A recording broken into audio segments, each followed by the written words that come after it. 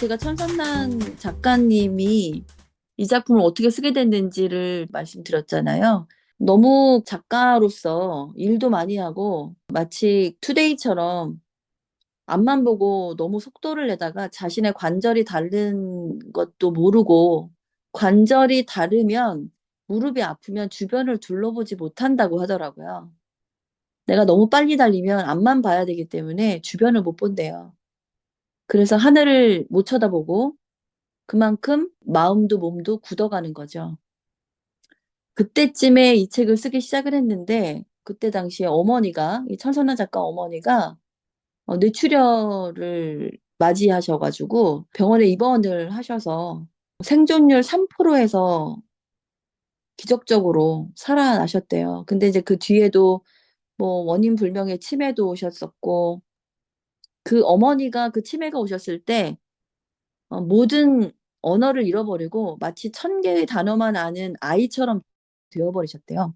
그래서 이런 여러 가지 자기 주변에서 일어났던 상황들, 그다음에 자기의 이야기 이런 것들을 응축해서 이 소설을 쓰기 시작을 했고 그리고 여기까지 오게 됐다라고 이야기를 하시더라고요. 그래서 이 3%라는 이야기가 뮤지컬에 굉장히 많이 나옵니다. 여러분들 한번 오늘 하루 좀 생각하시면 좋을 것 같아요. 3%의 희망이라도 있으면 살아남을 확률이 100%가 될 수 있다는 가능성이 있다는 것이기 때문에 무궁무진한 그 가능성을 위해서 희망을 갖고 살아야 한다라는 것이죠.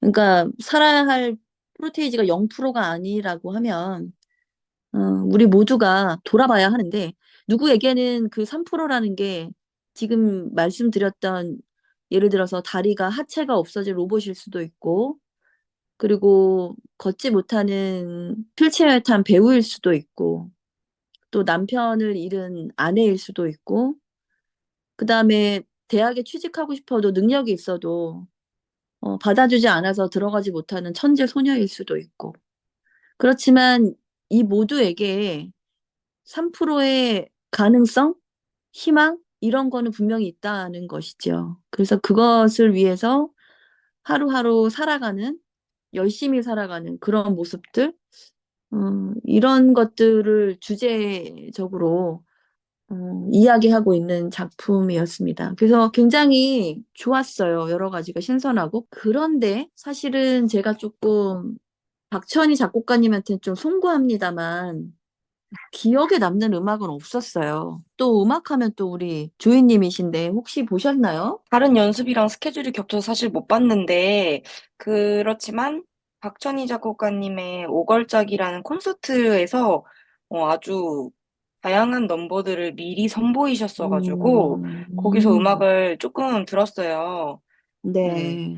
그런데 천희 작곡가님께서 이 천개의 파랑 작업하는 기간이 오걸작 기간이랑도 겹치고, 많이 음, 바쁘셨다고 하는데 사실 이거 뭐 바빴다는 게 어떤 그런 이유는 안 되지만 네. 천희 작곡가님만 바쁜 게 아니라 그러면 서예단 분들도 다윈령 끝나자마자 바로 이제 그치. 청계의 파랑을 준비하셨을 테고 그래서 심플하고 통통 튀게 작업을 하셨다고 하더라고요. 그래서 저는 콜리송은 기억에 남는 것 같아요. 콜리의 이름을 소개하는 그 노래 있잖아요. 네네네네.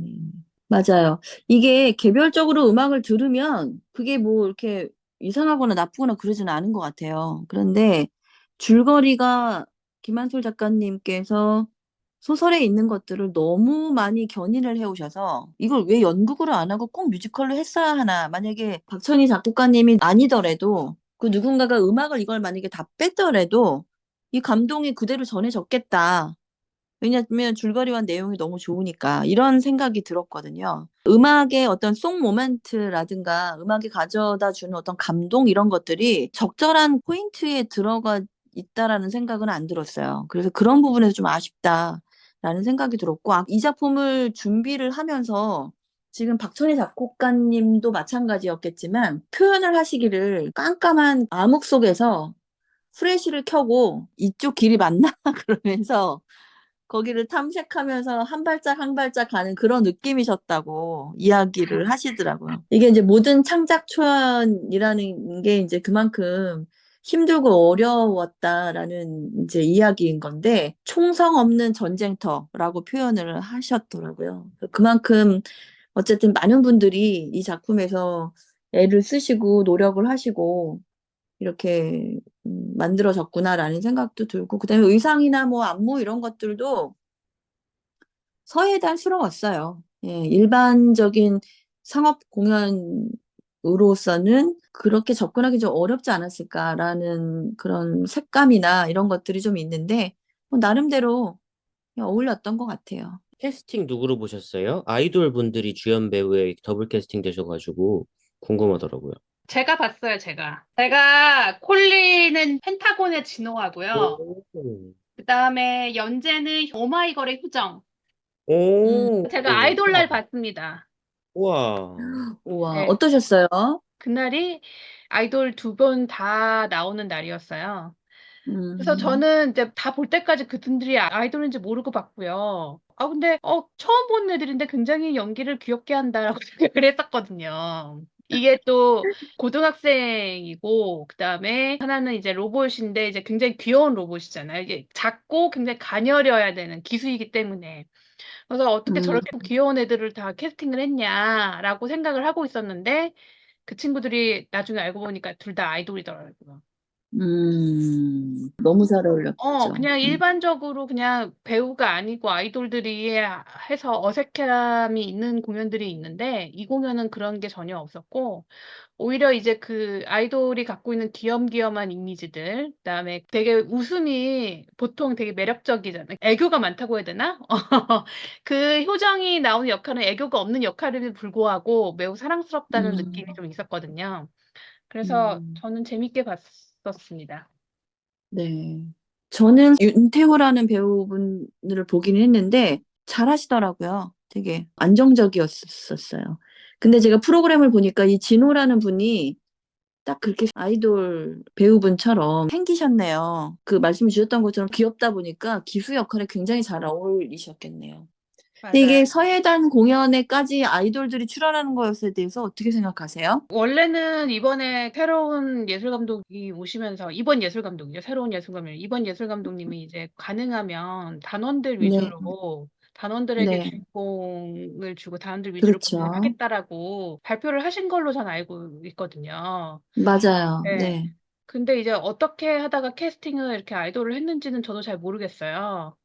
그거는 뭐 네, 제가 들은 바가 없어서 모르겠는데. 근데 그 역할에 맞는 배우가 아까도 얘기했지만 고등학생 역할이어야 되고, 그 다음에 좀 네.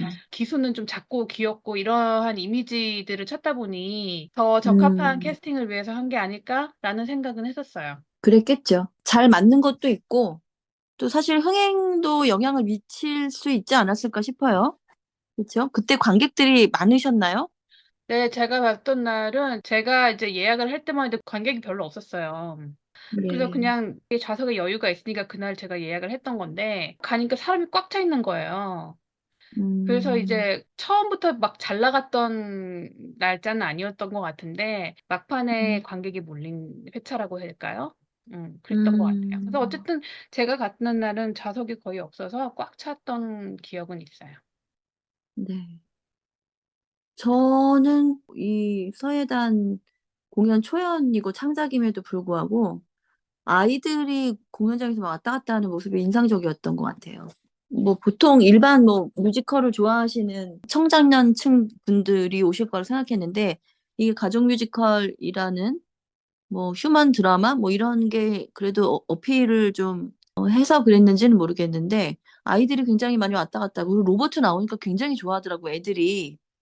아이들이 얼마나 신기하겠어요. 근데 그런 부분에서는 앞으로 향후에 로버트들이 그 미래 시대 혹은 이런 때 이게 더 일상이 될 텐데 그런 경우에 우리가 이것들을 무대 위에 어떠한 식으로 어떠한 철학을 가지고 무대 위에 출연을 시켜야 할 것인가 이런 부분에 대해서도 많은 생각을 했던 작품이었던 것 같아요. 그리고 고생들 진짜 많이 하시더라고요. 저는 얼굴이 다 나와서 사실 배우들이 얼굴 보이는 건 굉장히 중요한 문제잖아요. 근데 자기 얼굴 보이면서 연기하시는 분들도 계셨지만 나중에 로봇이든 뭐 말이든 간에 그 퍼펫을 움직이기 위해서 특히 그 말의 머리를 움직이는 배우가 말이 이제 나중에 막 뛰는 장면인데 그 안에서 실제로 막 이렇게 말처럼 호흡을 하면서 계속 움직이면서 뛰는 모습을 그 사이로 그걸 계속 쳐다보게 되는 거예요. 저는 그게 이제 굉장히 힘들고 고역이었을 텐데 그런 모습이 굉장히 존경스러웠고 나중에 그분이 이제 나와서 인사를 하시는데 정말 기립박수를 치고 싶더라고요. 세 분이서 그 조절을 하는 그런 모습이었고 그다음에 로봇들도 사실 배우들이 돌아가면서 뒤에서 조정하다가 또 얼굴 쪽에 연기도 하다가 이걸 같이 하시니까 얼마나 힘드셨겠어요. 그런 부분에서도 그 역할이 단역이 그러니까 한 가지 역할이신 분이 거의 없으세요. 뭐 휴머노이드 손님, 관중, 말 막 이렇게 뭐 휴머노이드 관중, 뭐 휴머노이드 학생 뭐 이런 식으로 역할이 막 굉장히 막 많으시고 이것들을 다 돌아가면서 이분들을 소화하시기 위해서 연습하시고 하셨다는 그 과정 자체에 박수를 보내고 무엇보다도 좀 뮤지컬적으로는 아쉬운 점이 있었지만 그게 아쉽다라는 게 이제 뮤지컬의 양식이라는 게 이 작품에서 어떠한 역할을 했을까? 서울예술단이 가져가고자 하는 뮤지컬의 방향성은 과연 무엇일까? 그다음에 이 작품이 음악이 빠졌을 때에 노래를 만약에 안 하는 작품이었을지라도 감동이 오지 않았을까라는 의미에서 어떤 뮤지컬의 양식이나 구조적인 측면에서는 조금 더 업그레이드를 해서 조금 더 수정을 좀 하면 좋지 않을까라는 생각이 들었습니다. 이 작품이 주는 메시지가 굉장히 다양해서 사실은 백화점 같은 느낌이 들기는 하는데 왜 선물 패키지 같은 거 있잖아요. 막 던져준 게 너무 많은 그런 작품인데 그중에서도 저는 또 기억 남는 어떤 메시지 중에 하나가 세상에서 가장 느린 경주에 참여하는데 세상에서 가장 느리게 달리는 거죠. 우리가 좀 가끔 너무 빨리 이렇게 가는 것보다도 때로는 이렇게 또 느리게 가는 것도 필요하지 않나?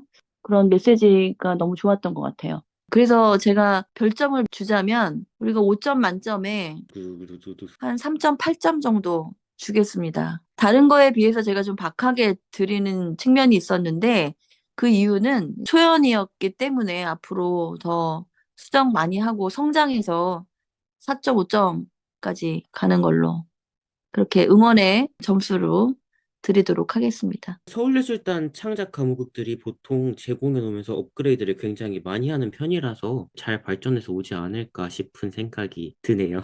그러겠죠. 그러길 바랍니다. 앞으로 서울예술단의 또 다른 대표 레퍼토리가 되길 바라면서 그럼 저희는 다음에 또다시 새로운 공연 리뷰로 찾아뵙겠습니다. 여러분 안녕. 안녕. 안녕.